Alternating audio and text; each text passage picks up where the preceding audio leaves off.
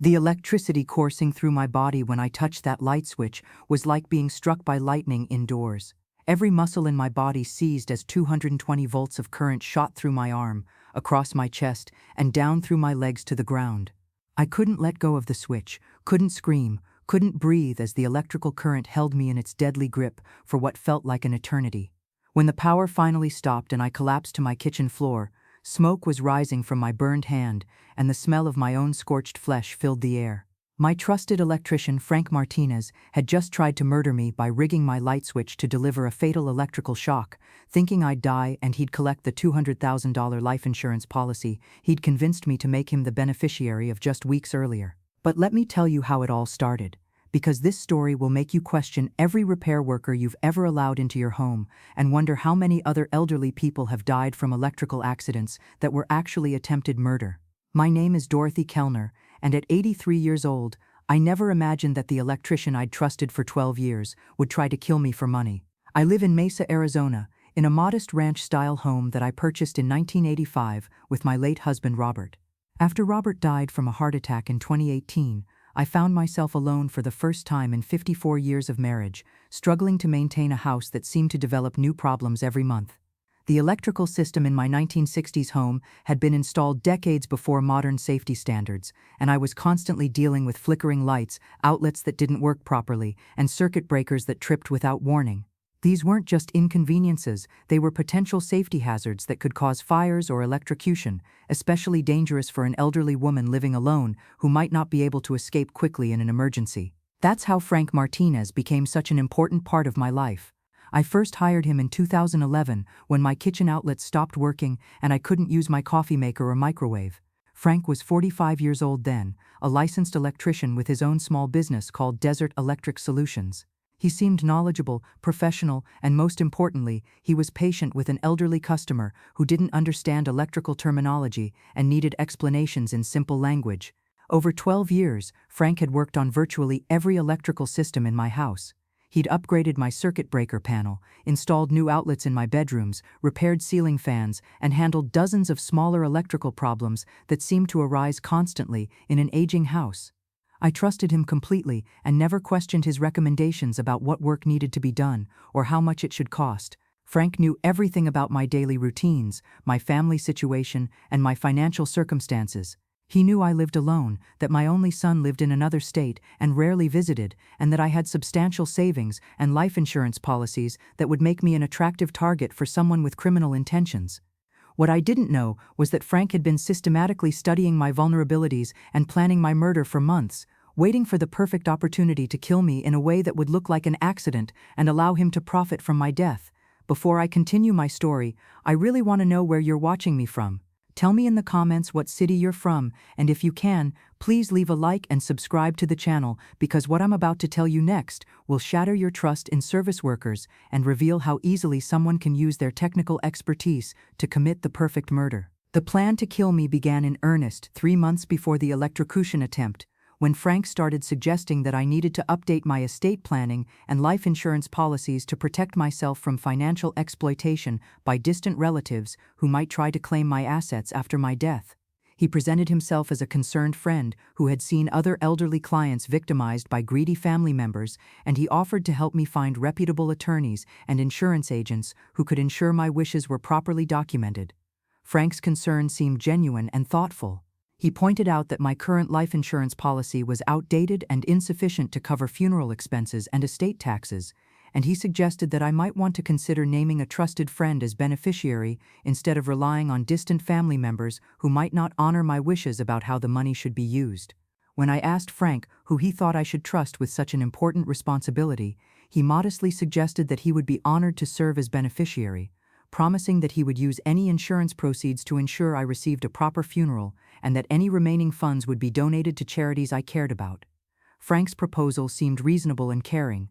He'd been working in my house for over a decade, knew my values and preferences, and had always been honest and reliable in his business dealings. Unlike my son who lived across the country and rarely called, Frank was a constant presence in my life who genuinely seemed to care about my welfare. What I didn't realize was that Frank had been manipulating me for months, using psychological techniques to build trust and dependency while positioning himself to profit from my death. His suggestions about estate planning weren't motivated by concern for my welfare. They were part of a calculated plan to make himself the beneficiary of my life insurance policy before killing me in a way that would appear accidental. The life insurance application process was handled entirely by Frank, who claimed he had contacts in the insurance industry who could expedite my application and ensure I received the best possible rates. He drove me to medical appointments required for the policy, helped me complete paperwork, and even paid the initial premiums, claiming he would deduct the costs from future electrical work he performed in my house. Within 6 weeks, I had a new $200,000 life insurance policy with Frank Martinez listed as the primary beneficiary. Frank explained that this arrangement was temporary, just until I could locate legal documents and make more permanent arrangements, but he never mentioned updating the beneficiary designation again.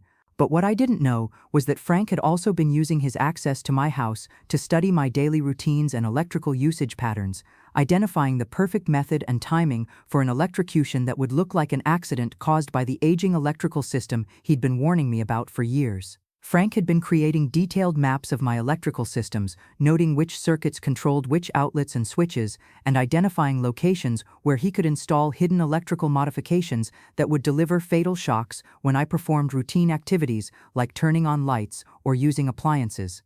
His plan was diabolically simple and nearly foolproof. By installing a device that would temporarily increase the voltage delivered to specific switches or outlets, Frank could create an electrocution hazard that would activate only when I touched the modified fixture. After killing me, he could remove the device and restore normal electrical function, making my death appear to be a tragic accident caused by old wiring that had finally failed in a dangerous way. Frank had chosen my kitchen light switch as the weapon for my murder because I used it multiple times every day. It was easily accessible for modification during routine electrical work, and an electrocution in the kitchen would be consistent with the pattern of electrical accidents that kill elderly people in homes with aging electrical systems. But Frank made one critical mistake in his murder plan. He underestimated my survival instincts and my knowledge of electrical systems gained from 50 years of homeownership with a husband who had been an amateur electrician. The attempted murder occurred on a Tuesday morning in November when Frank arrived for what he called a routine electrical safety inspection that he recommended for all his elderly clients. He spent 2 hours in my house, claiming to check various electrical systems and make minor adjustments to ensure my safety during the upcoming winter months when heating systems would be placing additional demands on my electrical circuits. During his visit, Frank worked extensively in my kitchen, claiming that he needed to test the electrical connections for my refrigerator and dishwasher to ensure they were properly grounded. He also spent considerable time examining my main electrical panel, saying he wanted to verify that my circuit breakers were functioning correctly and wouldn't fail during peak usage periods. What Frank was actually doing during those 2 hours was installing the electrical modification that would turn my kitchen light switch into a lethal weapon designed to kill me the next time I tried to turn on the lights. Frank's modification involved bypassing the normal voltage regulation for the kitchen light circuit and installing a hidden device that would temporarily deliver 220 volts directly through the light switch when it was activated. This was more than double the normal household voltage and sufficient to cause immediate cardiac arrest or severe burns that would likely be fatal for an elderly person. The device Frank installed was sophisticated and nearly undetectable. It was designed to activate only once, delivering the lethal electrical surge and then automatically disconnecting to eliminate evidence of tampering. To anyone investigating my death, it would appear that old wiring had finally failed catastrophically, causing a tragic but predictable accident.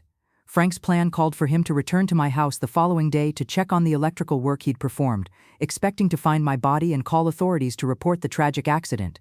As the beneficiary of my life insurance policy and the electrician who had been maintaining my home's electrical systems, Frank would be above suspicion and positioned to collect $200,000 for successfully committing the perfect murder. But Frank's plan failed because he didn't account for my husband Robert's lessons about electrical safety and my own experiences dealing with electrical problems over 5 decades of homeownership. When I went to turn on my kitchen lights the next morning, something about the light switch felt wrong. The metal switch plate seemed warmer than usual, and I could hear a faint buzzing sound that wasn't normally present when I operated the switch.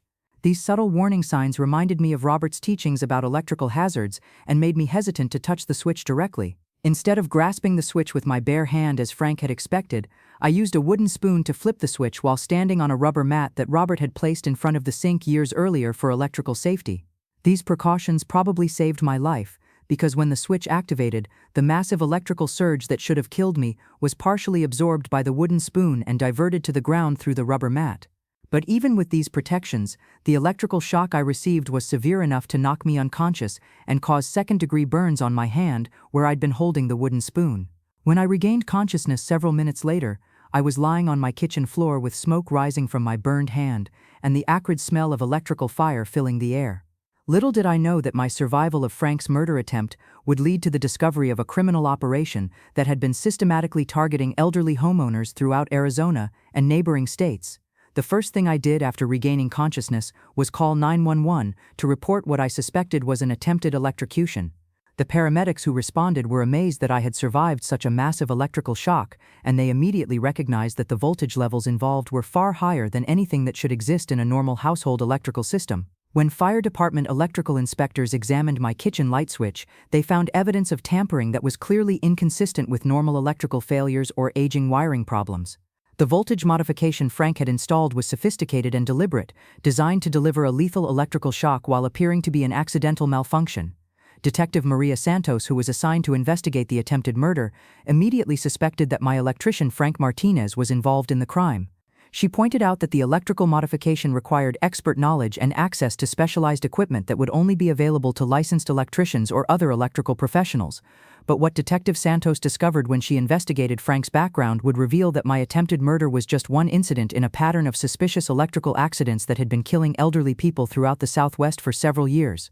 Frank Martinez wasn't just an electrician with criminal tendencies. He was a serial killer who had been using his electrical expertise to commit murders that appeared to be accidents, targeting elderly clients who had substantial life insurance policies and limited family connections that might lead to thorough investigations of their deaths.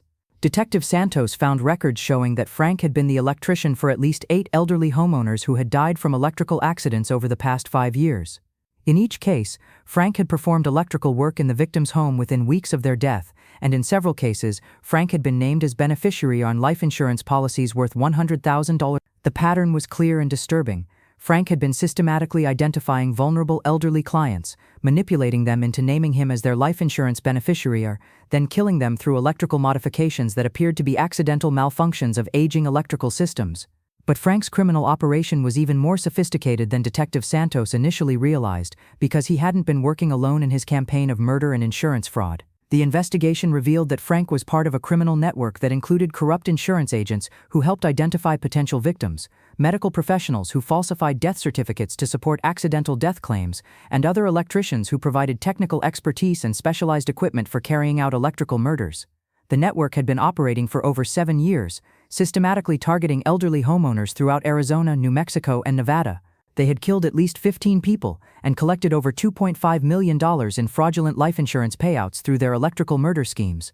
But most disturbing, the investigation showed that Frank's network had been specifically targeting elderly women who lived alone and had substantial assets but limited family connections that might lead to suspicious investigations of their deaths.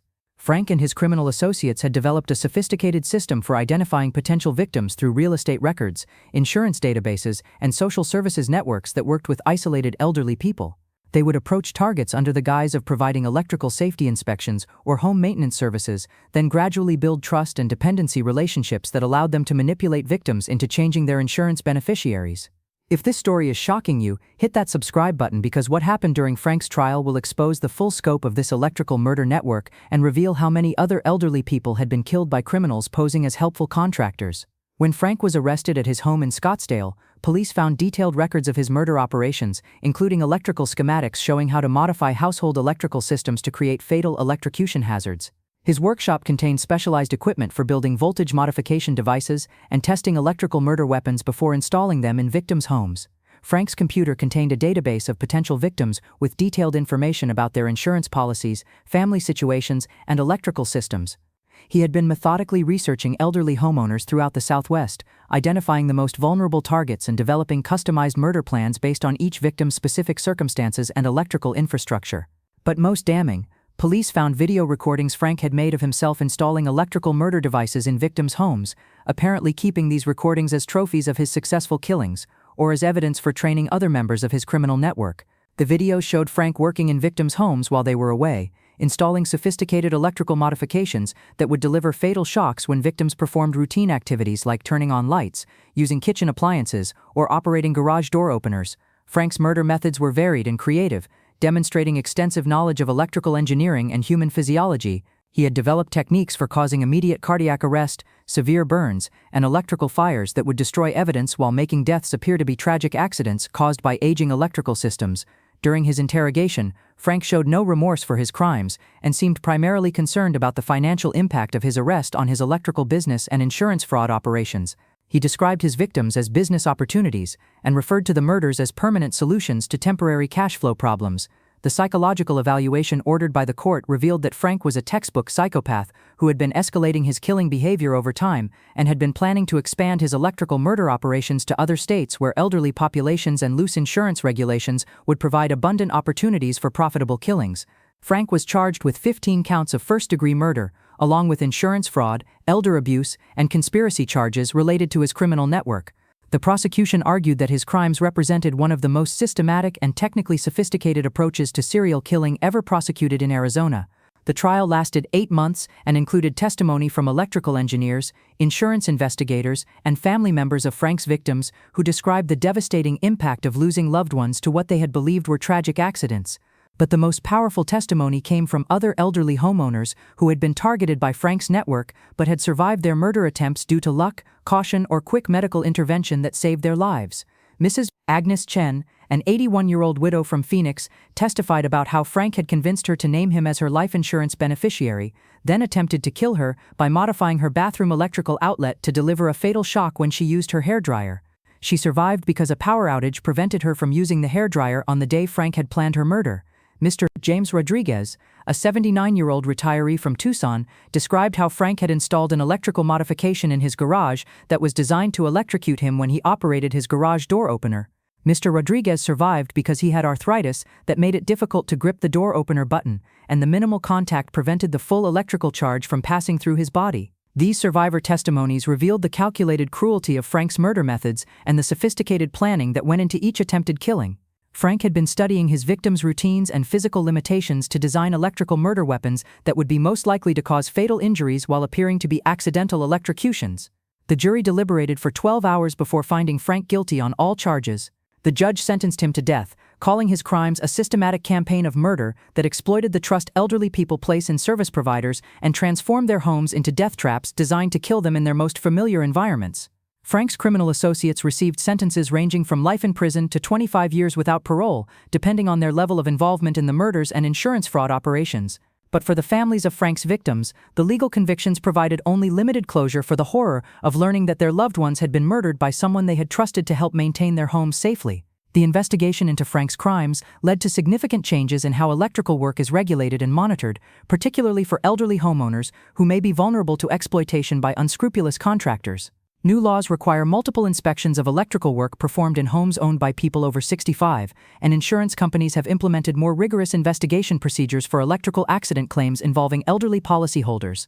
Today, 6 years after Frank's attempt to electrocute me, I've completely rewired my house and installed modern electrical safety systems that make it virtually impossible for anyone to modify my electrical systems without triggering multiple alarms and safety shutoffs. I've also become an advocate for elderly homeowner safety and work with law enforcement agencies to educate other elderly people about the warning signs of contractor fraud and the importance of verifying the credentials and intentions of service providers who ask for access to their homes.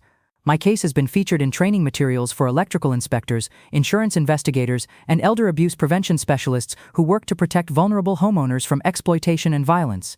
The electrical industry has used my experience to develop new safety protocols and certification requirements that make it more difficult for criminals to obtain electrical licenses or access to specialized equipment that could be used for committing electrical murders. Share this story if it moved you, because electrical contractor fraud targeting elderly homeowners is more common than most people realize, and sometimes the most trusted service providers are the ones who pose the greatest danger to vulnerable clients. I've learned to be much more cautious about electrical work and now require multiple independent inspections of any electrical modifications performed in my home. I also maintain detailed records of all electrical work and regularly test my electrical systems to ensure they haven't been tampered with. I've established relationships with neighbors and community members who help monitor contractor activities and report any suspicious behavior that might indicate criminal intent or unsafe electrical practices. The house where Frank tried to kill me has been completely re-electrified with modern safety systems, and I've turned my experience into a mission to protect other elderly people from similar exploitation and attempted murder. Every month I speak at senior centers and community organizations about electrical safety and the importance of verifying contractor credentials before allowing anyone to perform electrical work in your home. I've also worked with law enforcement to develop a database of warning signs that can help elderly homeowners identify potentially dangerous electricians and other service providers who may have criminal intentions. The electrical systems that Frank modified to try to kill me have been completely replaced, but the lessons learned from his attempted murder continue to protect other vulnerable homeowners from similar crimes. Sometimes the most dangerous people are the ones who present themselves as helpful professionals, using their technical expertise and access to our homes to commit crimes that are difficult to detect or prevent. But sometimes, when victims survive attempted murders and refuse to be silenced, their experiences can expose criminal networks and lead to protections that save other innocent lives. Frank thought he could kill me with impunity because I was an elderly woman living alone who was unlikely to survive an electrical attack or recognize the signs of deliberate electrical tampering. Instead, he learned that underestimating the survival instincts and electrical knowledge of a woman who had spent 50 years maintaining her own home was the mistake that would expose his entire criminal operation and bring justice for his victims.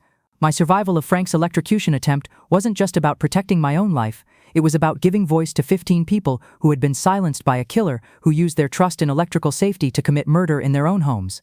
That's the power of refusing to accept that accidents happen without investigation and choosing instead to seek justice, regardless of how sophisticated the criminals might be or how perfectly they think they've committed their crimes. The electrical switch that Frank modified to kill me has been replaced with modern safety equipment, but I still remember the shock that nearly ended my life and the determination it gave me to ensure that no other elderly person would die from Frank's electrical murder devices.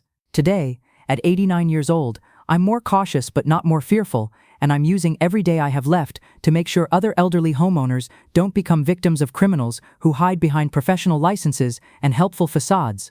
Sometimes the best way to honor the memory of murder victims is to use survivor experiences to expose the methods criminals use and develop protections that prevent future crimes. Frank will spend the rest of his life on death row, but I'll spend the rest of mine making sure his electrical murder operation led to stronger safety protections for elderly homeowners who deserve to live securely in their own homes without fear of being killed by the very people they hire to help them. The wooden spoon that saved my life by protecting me from Frank's electrical murder device is now displayed in my kitchen as a reminder that sometimes survival depends on remembering safety lessons and trusting your instincts when something feels wrong. That's the responsibility we all have when we encounter evidence of criminal activity, to speak up for victims who can no longer speak for themselves and to protect potential future victims from predators who count on our silence and the appearance of accidents to cover their crimes.